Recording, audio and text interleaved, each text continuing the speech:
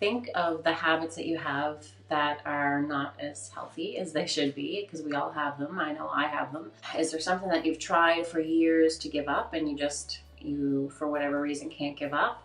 From my experience working with clients and, like I said, with the research, it's not always as easy as people think to change their habits. We usually have different reasons for why we do things. Typically, people feel like they should just be able to give up whatever habits they enjoy, and if they don't, again, they get hard on themselves and demotivated. If you find strategies such as counting calories, mindful eating, trying to balance your meals a little bit better, aren't working for you for everything. So if you still have these couple bad habits that you're really trying to kick, but you find it really difficult to kick, is there something else that you could substitute that for that would still give you that same feeling, that same effect? This is a classic example, but if you really, really, really enjoy Coke or Pepsi and you just don't want to give it up, you know it's not good for you, you know it's not healthy, but you just don't want to give it up. You enjoy it. For the majority of people, I would say just don't drink it. If you don't need to, don't drink it.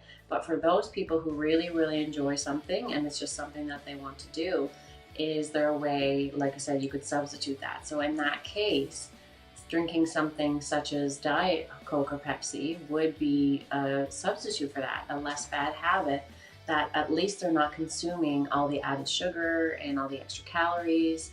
Like, it's okay if you don't have the motivation to give up everything that you enjoy, because you're human and it's life and we should be able to do things that we enjoy. But if it's something that's in excess that we know is not good for us, then that's when it's important to try to substitute it for something else or to cut it in half. If you're doing something 5 days a week and you're having a full chocolate bar and a full bag of chips 5 days a week, well then could you have, a smaller portion of each and cut it down to 2 or 3 days a week? There's lots of things that can give that, boost of eating chocolate, but maybe not have as low nutrient and high calorie value to it. And so that would be like, instead of having a chocolate bar, could you have like a couple of healthier energy balls?